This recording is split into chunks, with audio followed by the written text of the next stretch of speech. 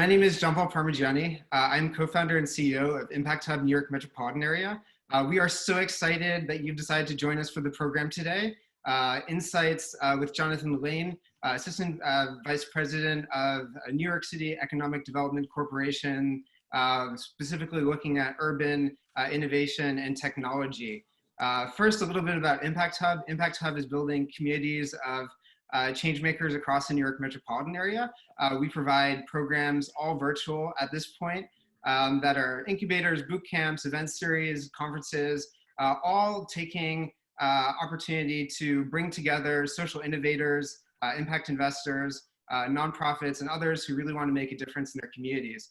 We are particularly looking at some communities outside of just broadly serving New York City. So specifically looking at Newark and Queens, in Morristown, New Jersey, and are excited about some of the programs that we have upcoming this year.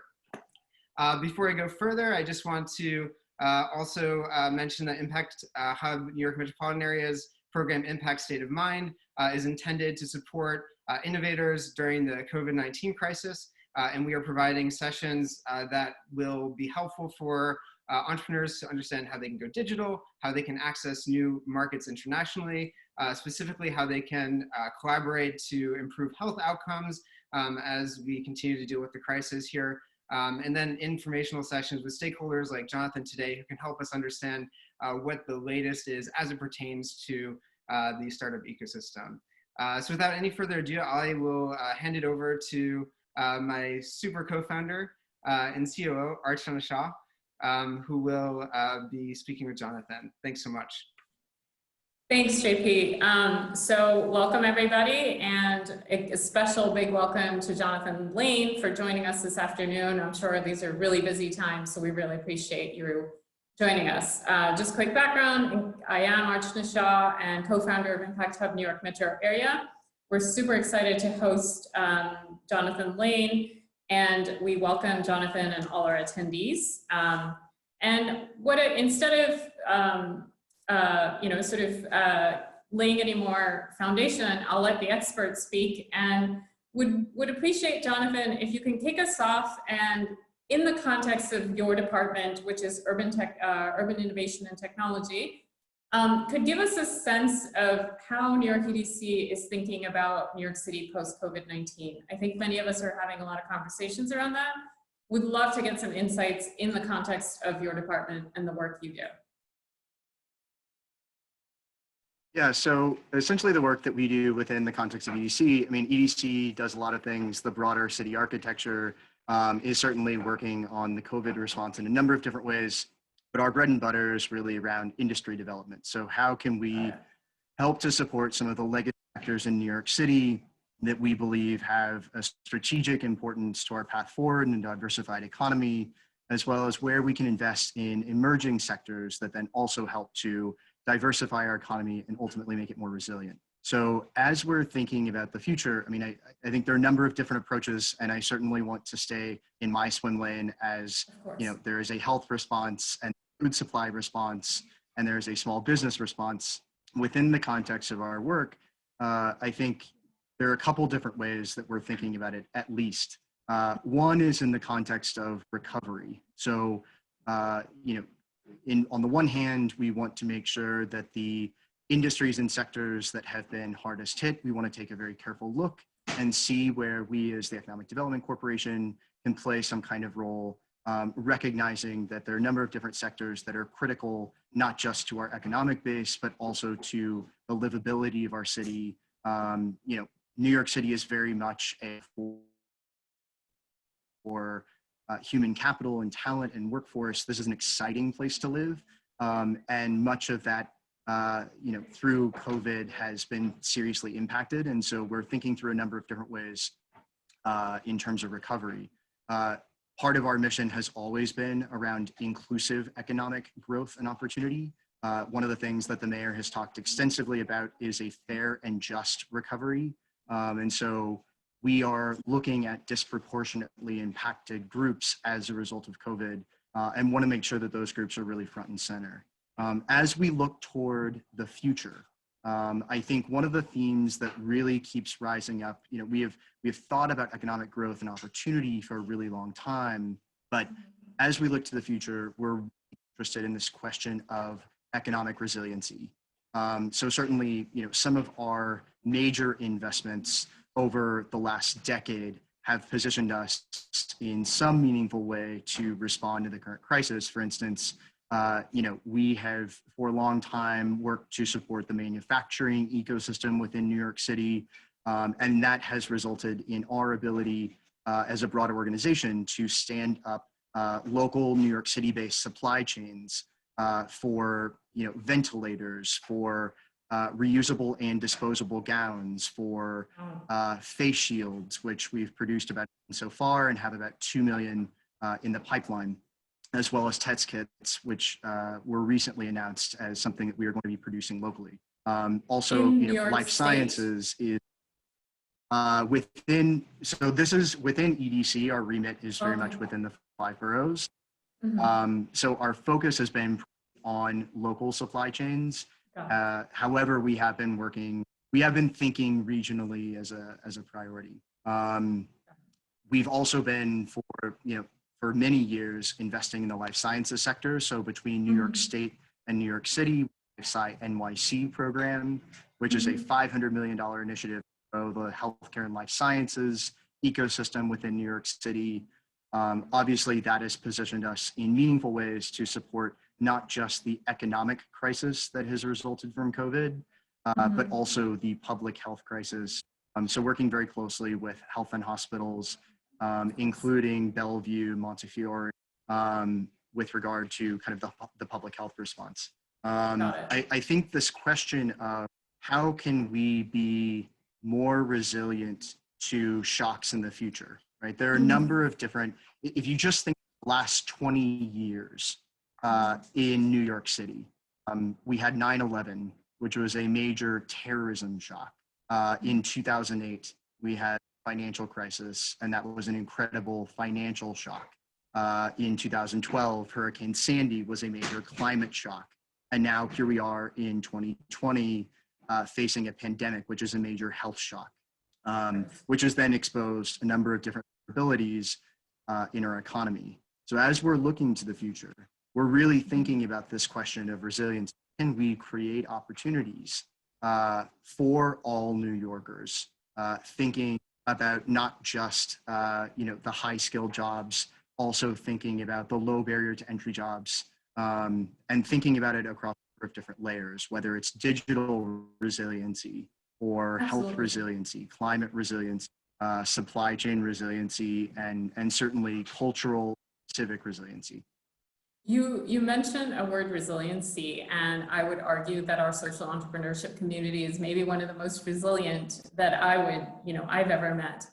In that context, given a lot of our audience is our entrepreneurs or nonprofit professionals that really care about some of these topics that you were talking about, and the broader context of resiliency and sort of, I think you said, just and fair economy, could you share a little bit about navigating opportunities that could be there, or highlighting opportunities that you would sort of focus this community on in this context?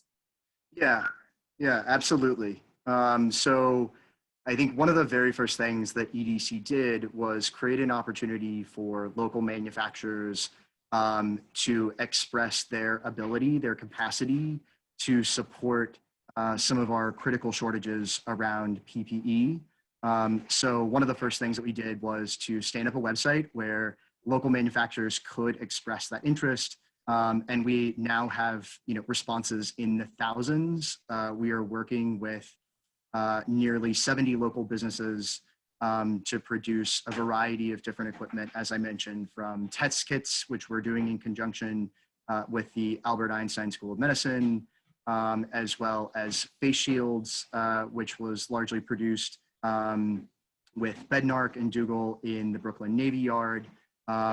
So that was certainly one way to engage. There are a number of different other efforts. For instance, with regard to food and agriculture, NYC Food Supply Match is an incredible resource for both those who need access to secure supplies of food and those that are able to produce that, thinking about whether it's restaurants that have kitchens or commissary kitchens, or, urban farmers or regional farmers that have supplies, that certainly is an opportunity to engage. And then at the state level, through, I believe it's the Office of Information Services, they very early on in the COVID crisis also stood up a website for technologists and innovators to be able to share some of the things that they were working on and how they believe that might be, how they might be able to support some of the immediate COVID response. I think in the future, this question of resiliency is really around, thinking beyond a P&L, Right. Which is perhaps precisely where the Impact Hub community could be most engaged. So thinking about the kinds of things that are not just creating jobs, they're not just generating revenue or supporting our tax base. All of those things continue to be very, very important. But how can we be thinking about, as the fragility of global supply chains has been exposed and people are starting to think about nearshoring or reshoring for some good reasons, for a lot of good reasons and good Absolutely. business sense. Perhaps is more as a question of protectionism, but I think there's a real opportunity for whether it's advanced manufacturers to think about what kinds of products they are actually providing and what need it is actually serving. How is it making New York City more adaptable, more iterative of managing shocks in the future, whether it be from terrorism or financial crisis or climate crisis, or whatever's coming next. Health crisis. Yeah. Exactly. Or whatever's coming next. Absolutely.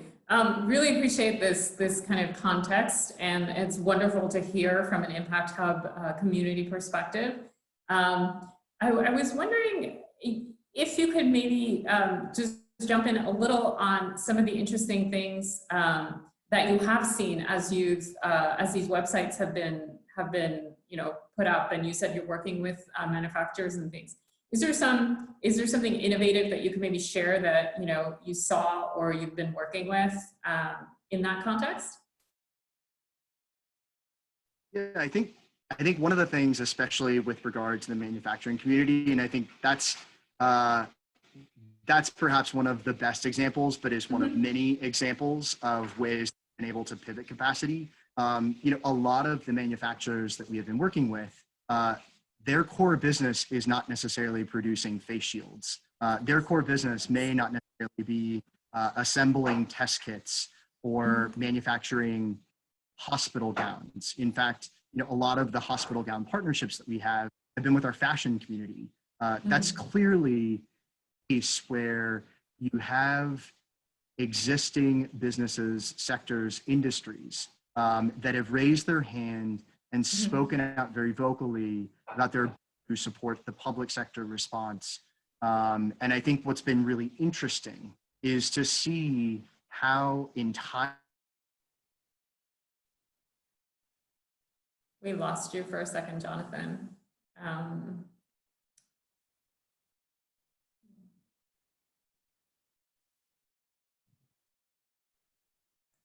Can you hear me now?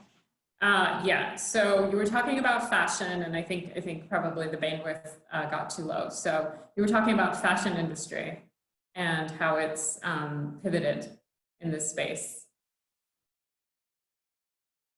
We lost you again. Sorry.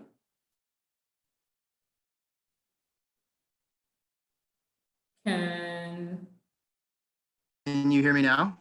Yes, absolutely. Oh, perfect. Perfect. Okay, so I think where I left off is in kind of the question of existing sectors and businesses being able to pivot their capacity, right? So as impact innovators are thinking about where they can play a role in all of this, there are in businesses that, in normal times, they're very much doing something else. They're focused on, fashion demographics, or they're trying to produce neon signs, or they're producing inputs that can then be used for some other process. all of those supply chain relationships have been incredibly important. And it's not limited to the manufacturing and or kind of supply chain spaces. Of course. I think it's really it's really taking a step back from your existing business model and from your existing target demographics and looking at what kinds of core competencies, what kind of unique assets these businesses have, in this case being relationships. It could be unique expertise. It could be, a certain set of production equipment or human capital that is looking for something to do, or products that can otherwise help provide visibility into needs that are being experienced in disproportionately impacted communities.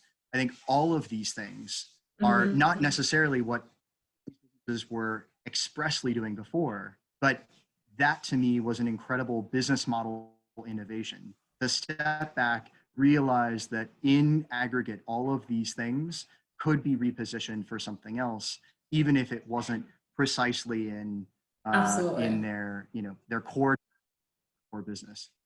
Excellent. And I think from what I'm taking away from you, not to put words in your mouth, but EDC, New York City EDC has been standing together with these businesses that are able to pivot and sort of supporting them in ways, initiatives, distribution, whatever the case may be.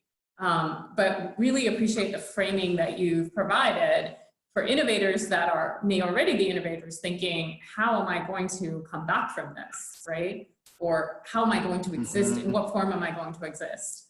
I'm going to invite attendees to ask Q&A, and if you'll see a Q&A tab at the bottom of your screen, attendees, and you can post questions in there that I will, sort of share with Jonathan to see what we're thinking here. So we have a question from one of our attendees, and they're asking, what are some of the first next steps business should be taking now to prepare for their return? What are any insights for that or thoughts on that? Yeah, I certainly hope this doesn't sound like too much of a hedge or a dodge. But I think one of the things that we have found most important is in paying attention to the ways that things are changing. So government only has, we have some role to play in trying to set the vision for what we believe the economy can become in the future. But equally, there are a lot of different innovations and technologies and partnerships that have transformed, trends that have accelerated or decelerated as a result of COVID. Fundamentally, after the time that we have spent in quarantine, everything from industry to business behavior to consumer behavior is going to change. So in terms of immediate next steps, one of the very too often overlooked pieces is to pay attention to the news, right? Like become an avid consumer of everything that is happening, not necessarily just kind of like present moment and backwards looking, but when you see something like Intel purchasing Move It, or when you see Uber making a major investment in Lime, or you see the ways that people are starting to talk about healthy buildings, whereas before they were talking about sustainable buildings. There are different ways to pay attention to try to triangulate what the future may hold. And I think that will become important as a first step for businesses, trying to understand what are the different scenarios that could play out based on what I'm seeing, based on what people are saying, what people are doing, what people are feeling, what are the new anxieties, perceptions, fears, interests that have come out of this.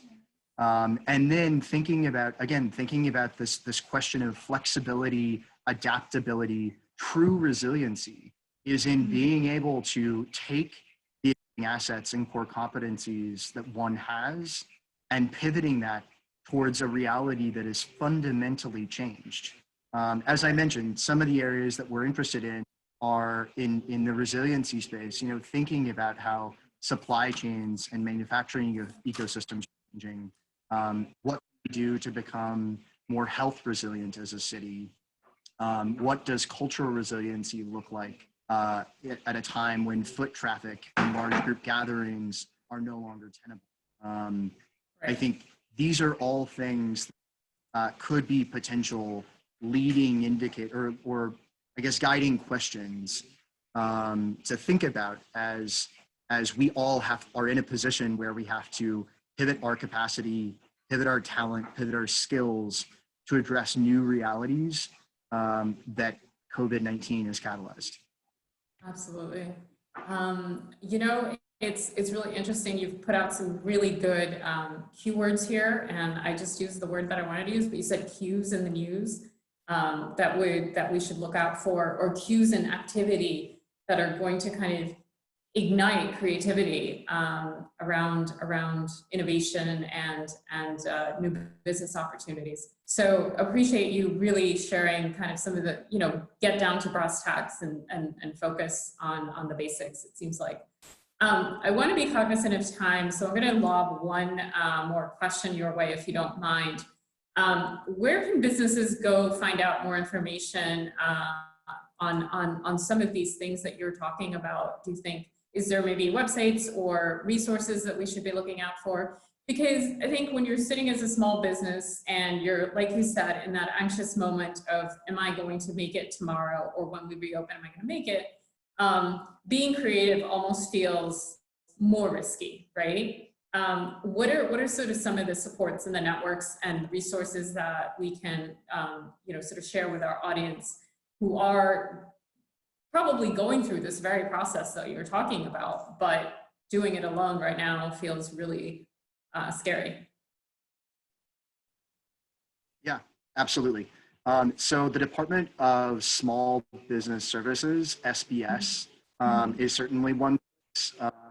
They have been working on a number of different services for small businesses. That's very much their core competency. That's the place where they spend their time in good times, and certainly in times of crisis. That has become all the more important. So the Department of Small Business Services website is a great place to go, and they have COVID-related resources.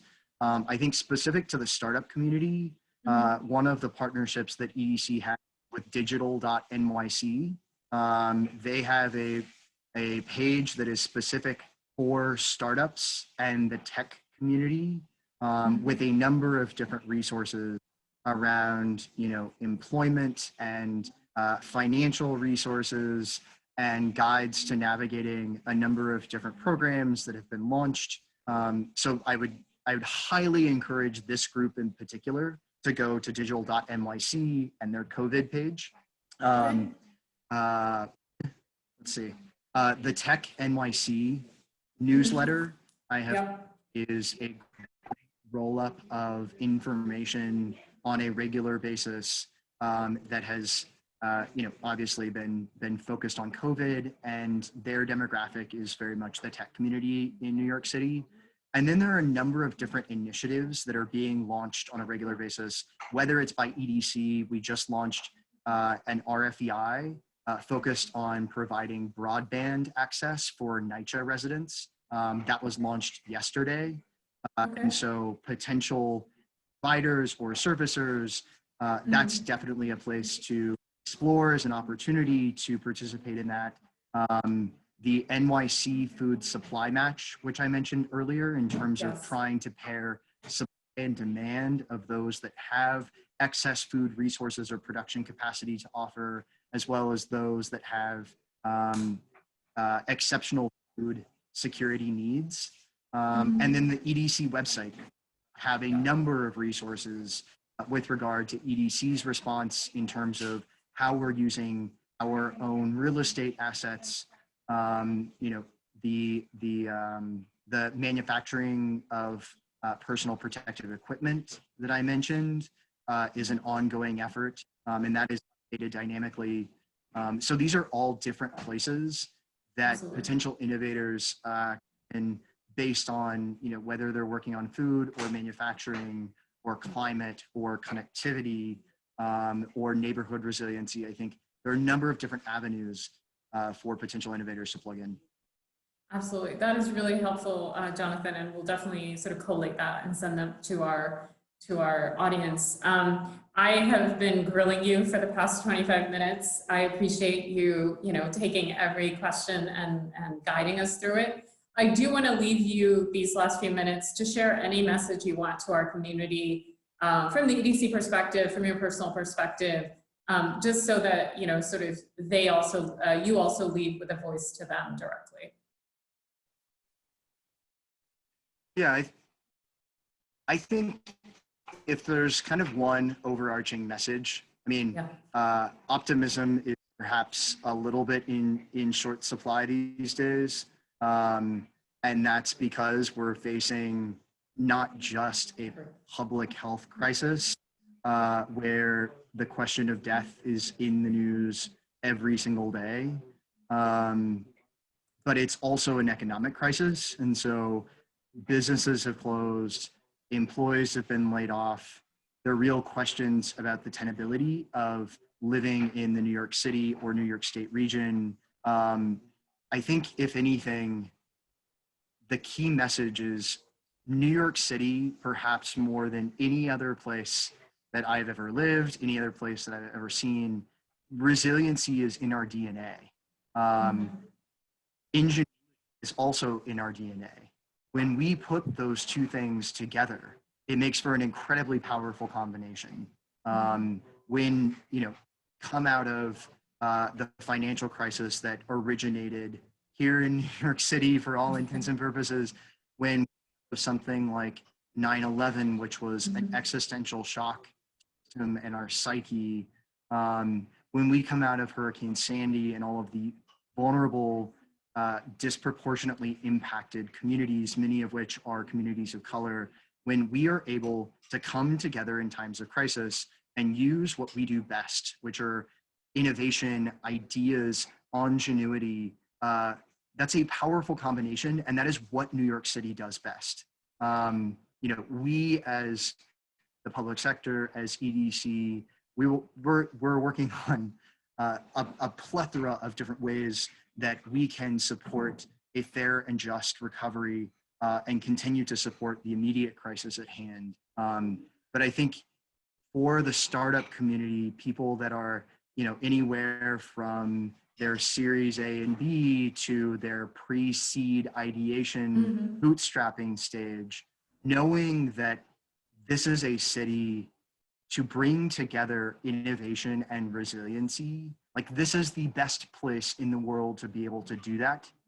And I guess that would be the message, is hold out hope, be creative, be adaptable and flexible, and think creatively about how we can, as realities shift among consumers, businesses, industries, psychologies, how we can work together, where we can plug in to fill new gaps that are emerging, as much as the immediate impacts that we've already seen. Absolutely. Jonathan, it has been an absolute honor and pleasure to have you. We appreciate the message of hope and optimism, which sometimes is, like you said, gets lost. And we really look forward to continuing this conversation, sort of on the other side of all of this, and see where we are and maybe retrospect a little bit. So again, thank you very much for your time. And we look forward to connecting again and wishing you a wonderful long weekend. Goodbye. Sounds great. Thank you for having me. I appreciate it. Thank you very much, everybody, for attending, and Jonathan Lane again. I wish I could clap, but I can't clap.